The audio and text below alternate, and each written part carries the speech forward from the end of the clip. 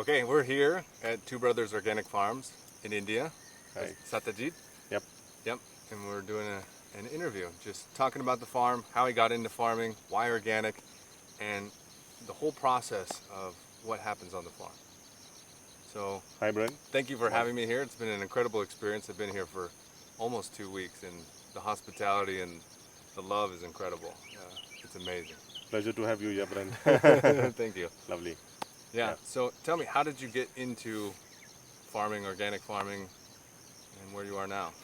Yeah. So basically, I'm a farmer's son, but since start from the kindergarten to my post graduation, me and my brother Ajinkya both were put into a boarding. We studied in the city in Pune. We did our university education in Pune. We got to jobs in Pune. We were bankers for quite some time. I had some experience in the education sector for quite some time. But then coming back to our holidays, coming back to the village, to the farm for our holidays, we used to come back for 2 to 3 months in the summer holidays when we were in the boarding. This kind of always interested us. The animals on the farm, the cows, the farm greenery, crops and stuff. But we always thought that, coming back is like a step back. You're not evolving. And the impression made was that you should take a job, take education, go to the city in an urban area and make your career and life out there. So we were perplexed, we were in confusion as to whether what we are thinking is the right thing, should we do it, should not we not do it. In this process, we completed our education, we got to jobs, and then after kind of seeing, experiencing, working in an area where we were not naturally inclined towards, then we had the confidence with experience that we need to get back to what we love doing.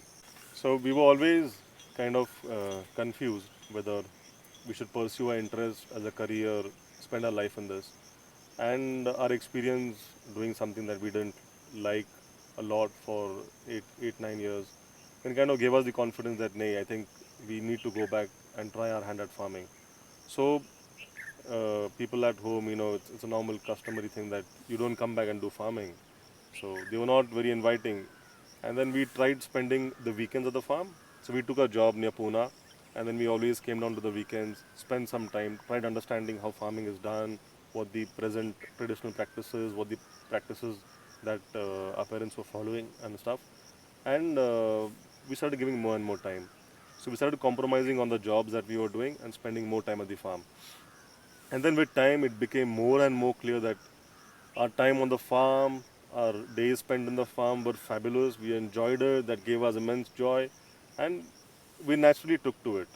So we decided after a certain point that we need to get to doing farming seriously.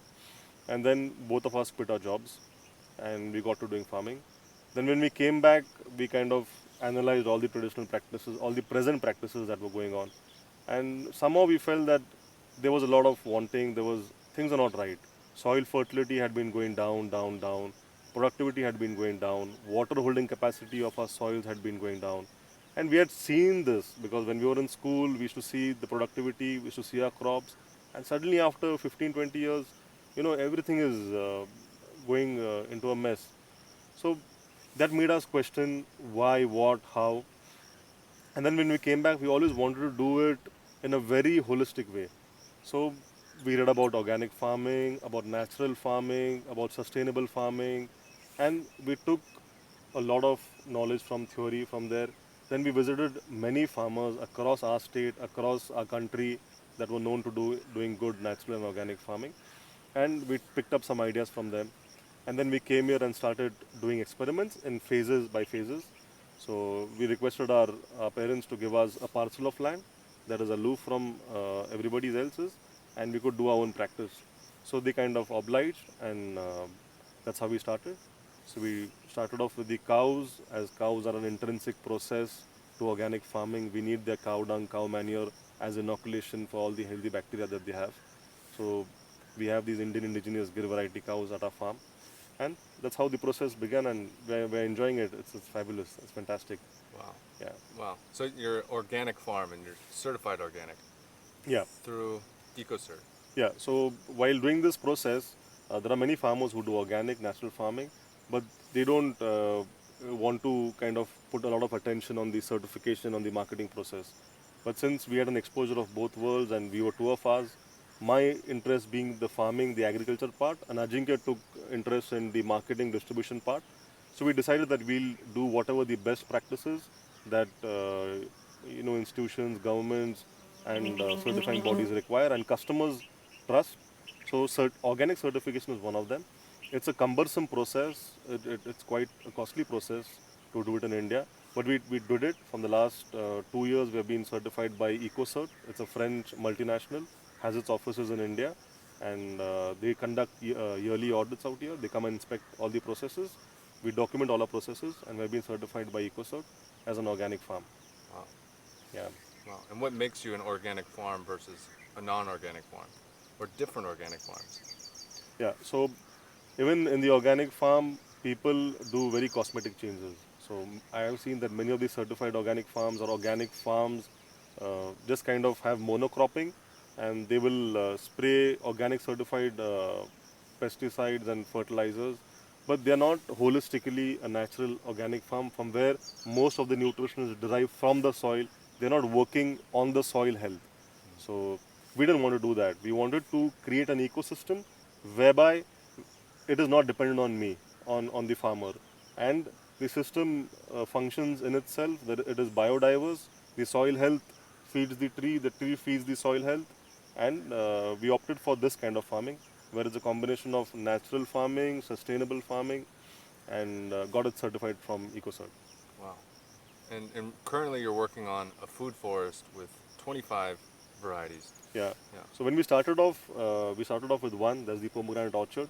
Then we planted a couple of intercrops in the pomegranate orchards, a couple of dicots like tur and Moringa oleifera.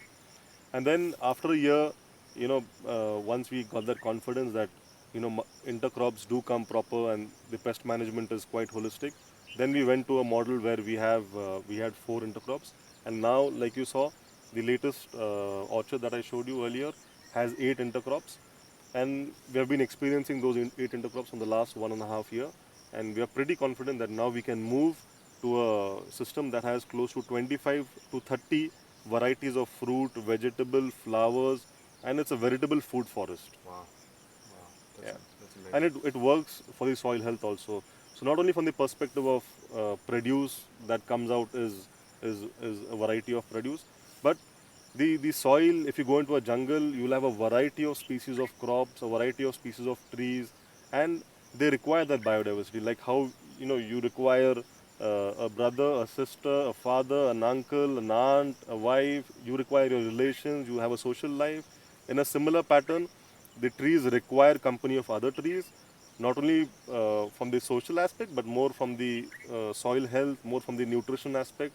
They live a very symbiotic relation. Yeah. So one tree will feed the other through its root, one tree will fix nitrogen in the soil, one tree will fix the other minerals in the soil. The bird that sits on a taller tree feeds on the worms on a smaller tree. The smaller tree disintegrates and gives new and recycles minerals back to the soil, which the larger tree takes. So we wanted to do a food forest for the fact that it moves towards a more sustainable ecosystem. And then, of course, from the marketing or from the produce side, we get a platter of a variety of all vegetables and fruits. Wow. Wow. That's Yeah. amazing. Yeah. And so you're telling me that the importance is in the soil. So the importance of all you do is cultivating good, healthy soil to create good, healthy Yeah. produce. So the focus is always on the soil. It's from the soil where everything grows, and the primary focus. Then the secondary focus is above the soil. So we work on the soil health because that's where our attention needs to be. Once the soil is healthy, then most of your problems are taken care of. Okay. And what is the process of creating healthy soil in a sustainable, natural, organic way versus someone who's doing it with fertilizers and chemicals? Yeah. So the properties of soil. The soil contains all minerals, all the nutrients required by any plant that grows on soil. But the format of minerals present in soil is in an unavailable format. So it's like, as I told you, I'm giving you grains to eat, but whereas you eat bread. So you have to process grains to bread, make it into an available format which you can consume. Similarly, in the soil, the minerals that are there are in an unavailable format. But the focus of all agricultural research and government has never been on how to make this available, how to kind of unlock the potential. What they have always told us is that administer chemical synthetic fertilizers in an available format to the root zone of a tree and you will get the nutrition. So farmers did this, relying on that. Now that's an external input. Whereas that is a synthetic form, it destroys the soil biology inside. How the soil biology works is when you put in a manure and inoculation of healthy bacteria, and you have mulch, you have carbon, you have leaf mulch, dried leaves, all on the soil bed, the soil microbiology starts growing and improving. Now, when I say soil microbiology, it consists of your bacteria, fungi, nematode, protozoa, earthworms, and an n number of species. I think more than half of which are not yet discovered by modern science. So, all these microbiology, what they do is they start converting the unavailable format of nutrients, macro and micronutrients, into available format. It's a complex process. So just to make it simple, the tree and the soil microbiology, they are in close contact. Whatever the tree needs, suppose the tree needs nitrogen, it needs phosphorus, it needs sulfur, a micronutrient, it needs zinc, a micronutrient, it will release an adjuvate from its root. It's a white sticky substance, very micro, and it needs zinc, it will release an adjuvate that will attract that bacteria which releases zinc. So suppose it releases an adjuvate, a bacteria comes, eats that, immediately the fungi eats the bacteria, and the potash, the phosphorus, the zinc, the magnesium is released, and the tree can take it. Yeah. Now this process happens in 3 seconds. You know, Wow. so a tree needs something, 1, 2, 3, and it gets it. Wow. So that fast nature functions. But when you come and try to culture things, when you come and try to monitor and do it yourself and make it dependent on you, so you go into the farm, you'll visit your farm, you'll see that it has a deficiency of some micronutrient, you will go to the market, purchase it, administer it. It's a long process and you're administering it in a synthetic format. So again, synthetic format, it's a one use and throw kind of a thing, and you're not developing the soil biology. Yeah. So what's the difference of quality of produce? The nutrients, the quality, the taste when you do farming this way, food forest, cultivating the soil in a sustainable way versus the surrounding Yeah. farms that use fertilizer or organic but still not actually trying to cultivate very rich soil. So I would like to ask you a small question. Like today, in the age that we live, in the times that we live, in the past 5, 10, 15 years, the fruit that we eat, everything tastes similar. It's just like you're biting into pulp. It has no taste. You eat an apple, you eat a banana, you eat anything. It is big and pulpy, but the taste is gone. Now, there's a research done by an American organic association which says that the fruit, an apple fruit in the US, 30, 40 years back, an apple fruit now. So, the apple fruit 30, 40 years back has 34 times the nutrition that an apple now has. Yeah, wow. So, in the process, when you administer chemicals and stuff, the nutrients that are absorbed and given are in a very complex format. Whereas in an organic form, the nutrients that are absorbed and given to the fruit are in a very naturally available format. And the tree has all the nutrients that it requires. So modern science tells you today that there are 17 micronutrients and 3 macronutrients. The same science 30 years back told you that there are 3 macro and there are 14 micro. The same science 50 years back told you that there are 12 micro. So when they said 12, that time trees were yet growing, they were producing fruit. They discovered that it needs 17. Now they have discovered that it needs some 32 micronutrients. So, I mean, I feel that there are a couple of hundred more that modern science will discover in the coming years. So you're just administering what you're discovering.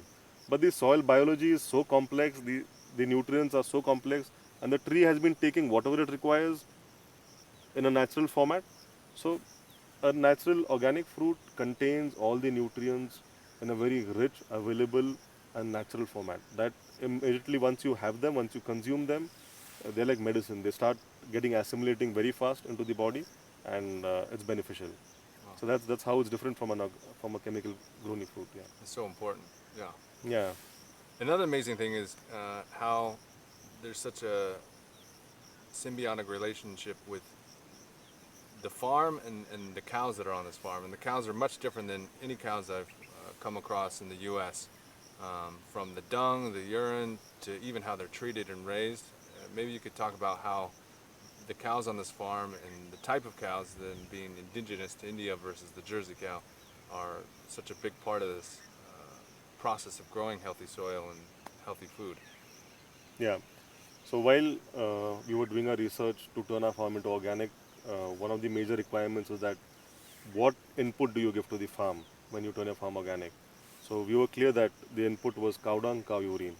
Now we selected the Indian indigenous cow. There are 32 varieties of Indian indigenous cows. We have selected the Gir variety. Now why an Indian indigenous cow versus a Jersey or a Holstein?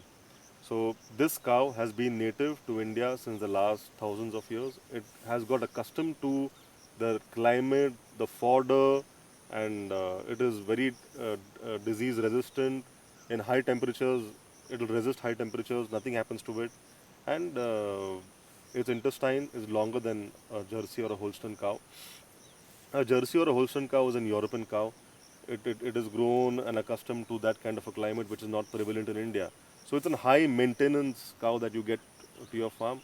Moreover, the fodder, the kind of feed that you give a Jersey cow, the Jersey cow cannot digest that kind of feed properly. And what happens is that ultimately there's a lot of acids that the cow keeps on producing in its stomach, a Jersey and a Holstein cow, and those acids come out with its cow dung. So its cow dung is watery. If you see, it's not in cakes, whereas an Indian indigenous cow's cow dung is in cakes. The difference is that this watery cow dung of a Jersey cow is acidic in nature. Its pH is acidic, so very few healthy bacteria survive in it. Yeah. Whereas an Indian indigenous cow, since its digestion is very well, the cow dung is in cakes, the pH is balanced, and very high amount of bacteria survive in that. Now, we have a philosophy since tradition. In India, a cow has been revered for this practicality. It is a very practical animal. It is of immense benefit to human beings because when you live with a cow, it gives you everything. It gives you milk that is nutritious, that you derive all your nutrition from as a human. It gives you cow dung, cow urine. You can fertilize your soil, and your livelihood is dependent on your farm. So your soil is fertile, your livelihood is assured, and also a lot of medicines are made by using a cow's products like milk and ghee, buttermilk, and the cow urine and cow dung. A lot of medicines are made, and now, and since tradition in Ayurveda also, a cow has a lot of importance because for its medicinal use. On the farm, our cows are free grazed, so we don't pressurize them to produce milk. As I told you, milk is a byproduct. Our main focus is on the cow dung, cow urine. They are free grazed, they are not injected any hormones, they are not artificially inseminated, and everything is natural. So they are happy. Our focus is to keep them as natural as possible, and whatever we get from them, we take it. We are not pressurizing them to give us some stuff. Even with the calves, so the calves, as I told you, the cow has 4 udders. 2 are kept for the calf, and 2 is what we take milk from. Wow, that's amazing. And it's important to note that the milk and the products from an indigenous cow are actually much different than the genetically kind of modified or the cows, Yeah. the Jersey cow, because they had a genetic mutation, correct? Yeah. So this research has come to the forefront recently, and it says that a Jersey cow versus an Indian indigenous cow. So this research had been done by a scientist in the New Zealand. His name is Keith Woodford. He's written a book called The Devil in the Milk, Yeah. The Politics of A1 A2 Milk. So he's done a research in countries where a Jersey cow was introduced. After 20 years, the incidences of heart attacks, the incidences of mental illnesses, schizophrenia, the incidences of type 1 diabetes had increased manifold. And in countries which had the Zebu variety of cows, so under Zebu, all the Indian indigenous cows come, Yeah. and an African cow is there. Yeah. So in countries where this cow has been there were no high incidences of all 3 elements. So recently, that a lot of research is being done on that, and even when you consume milk, if you have lactose intolerance and you consume milk and you have disturbances in your stomach, you try consuming an desi cow milk or the A2 cow. He calls it the A2 cow because so when you consume A2 cow milk, you won't get this lactose intolerance.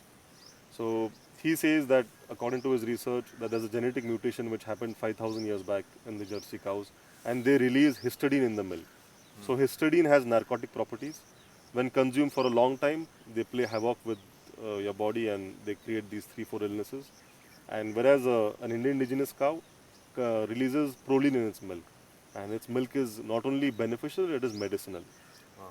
So the A2 cow is the indigenous cow.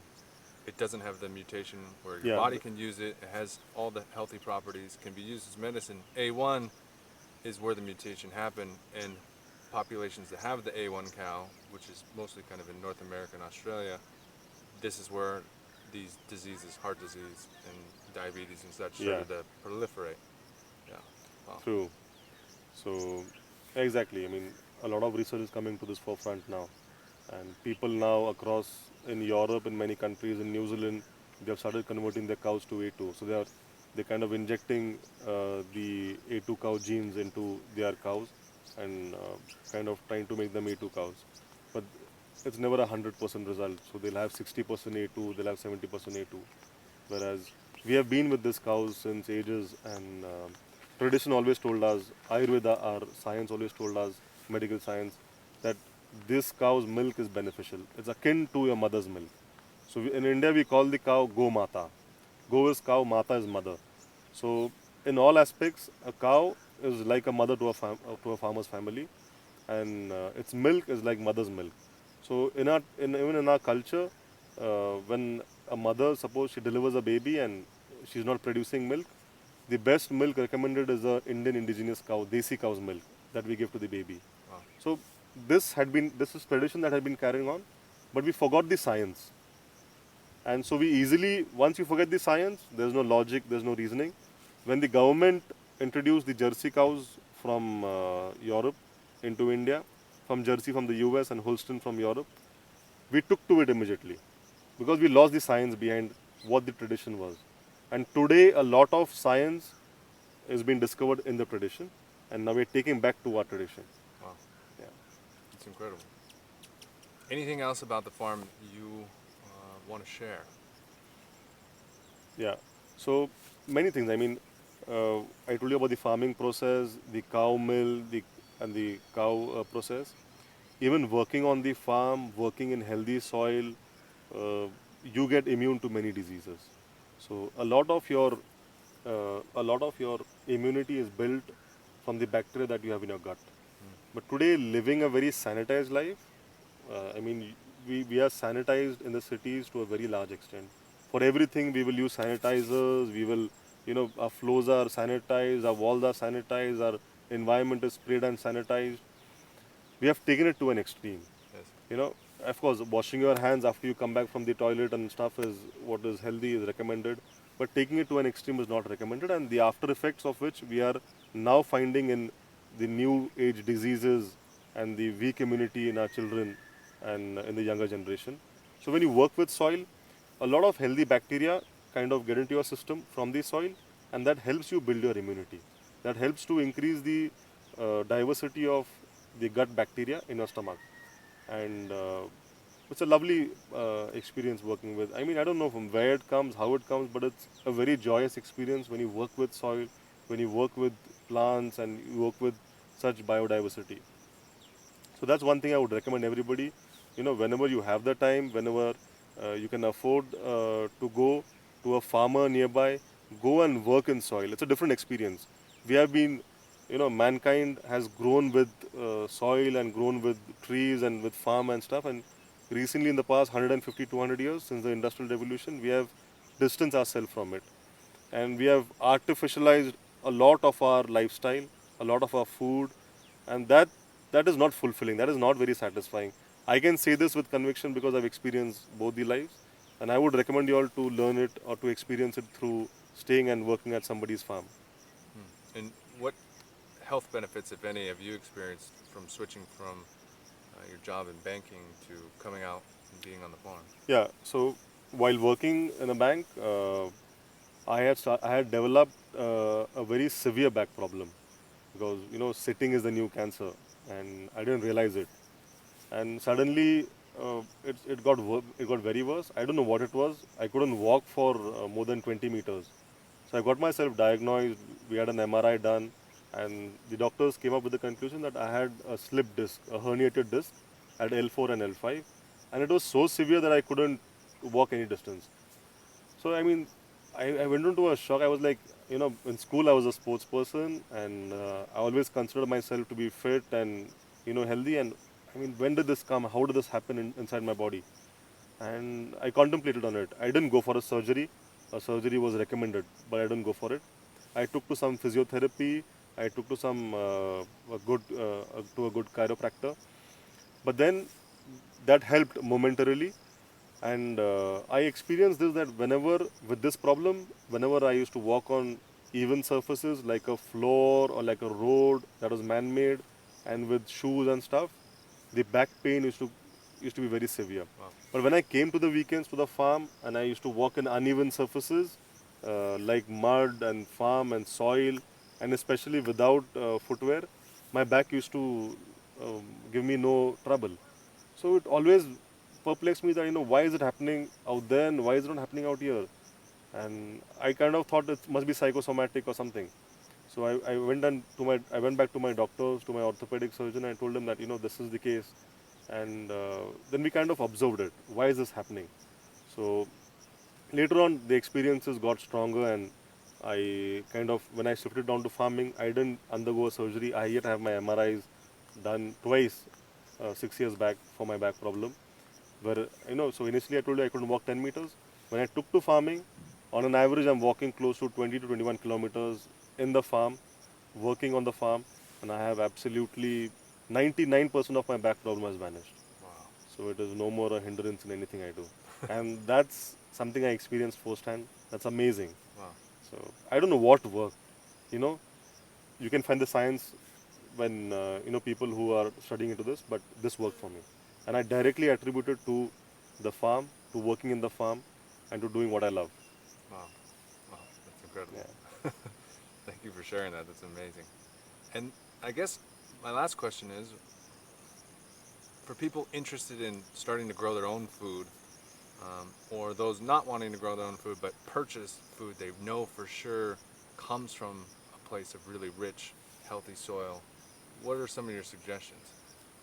So I feel spending your money is like voting.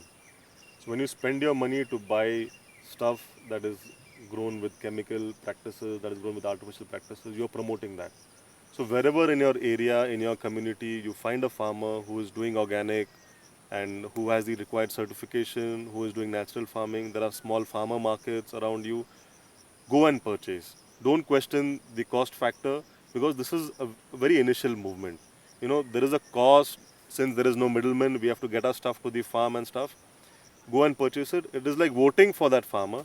Once you help him become sustainable, and once there is money in that business of organic farming, it is natural that many farmers will take to it, and then the cost of organic produce will go down. So as far as possible, take effort, eat good food, purchase right food, eat organic, eat natural stuff, and promote organic farming.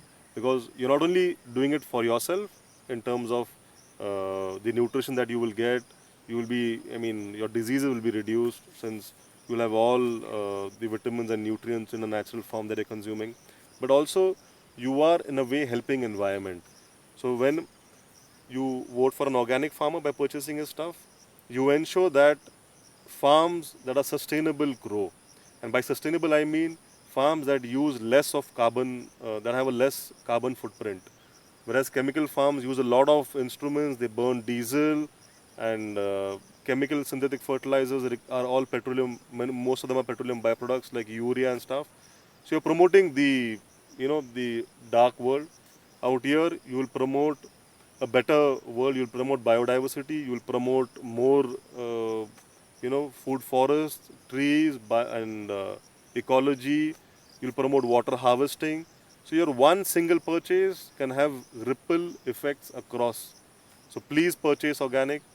Wherever you can, promote organic farmers.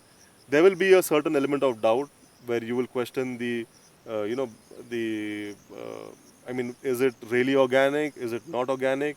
But when you take to it, when masses take to something, there will be some farmers who will kind of mix chemicals grown stuff in organic and sell it as organic.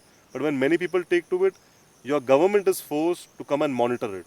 And once government is forced to come and monitor it, things like certification and the other practices become foolproof. And that's where the farmers also cannot do or hamper with unorganic produce or mix anything. Amazing, Yeah. amazing. Yeah. Well, thank you so much. Do you have anything else you want to share? Or is... Yeah, I mean, anyone who wants to come and learn about organic farming, you're invited to our farm, Two Brothers Organic Farms in India near Pune. Please do come over. We'll make you work at the farm. You'll enjoy that work, like Brent has, and Incredible, yeah. yeah, you all are welcome. What are all the different products you have on the farm? So we have two categories. One is the fresh fruit and vegetables. In fresh, we have pomegranates, we have drumsticks, we have cereals and grains like tur dal, we have chana dal, that is horse pea, pigeon pea, we have ground nuts, we have legumes like udid, moong, chaudi, they are lentils. So these are the fresh produce. We'll soon be having desi papaya and lime in the coming time. And in the processed, we have desi cow ghee done the traditional way. We have moringa powder, that is a leaf, crushed leaves of a naturally grown drumstick plant. We have jaggery, organic jaggery, that is made from sugarcane grown on the farm. Sugarcane of the Heirloom variety, processed organically, excellent jaggery. And this apart, we'll be coming up with a lot of other processed stuff also and fresh fruit also in the coming days. Okay, wow. So all our produce is available under the brand Amorath, Amorearth, and that is the brand that takes our stuff to the market. Okay, great. Yeah, and when you say DC and heirloom, what do those terms mean? So Desi is Indian Indigenous, and Heirloom is also again, that has come from ages, the plants that have come from ages. So when I mean Desi and Heirloom, we have observed and research again ratifies it that any Desi variety, any Heirloom variety, the amount of nutrition in that cereal, lentil, fruit, vegetable is, multiple times than you get in a normal comparable lentil, grain or fruit. Okay, wow. Okay, so Yeah. very important. You can find Two Brothers Organic Farms at two different farmers markets currently, correct? Yeah. Uh, We are at the farmers market by Kavita Mukhi, the only organic certified farmers market in India. It is at every Sunday, 9 a.m. to 3 p.m. at De Monte Park, Bandra. I repeat, 9 a.m. to 3 p.m. De Monte Park, Bandra, the farmers market by Kavita Mukhi. And we are also at the Vagabond Chefs, The Market. It's in Pune, in Baner. It is at the second Sunday of every month. So we are present out there. All our activities, all the farmers market, all our produce, everything, we sell it ourselves and through some organized retail chains. But you can find the details about our produce, how we sell it on our website www.twobrothers with an S India.com, and on our Facebook page, Two Brothers Organic Farms, Brothers with an S, Farms with an S on Facebook. And on Instagram, we are at Two Brothers Organic Farms India. Yeah, so you can find us out there, you can contact us, and you can take up produce from all these available places. yeah, it's an amazing place. Definitely come out here and check this place out. Thank you so much. Thank you, Brent.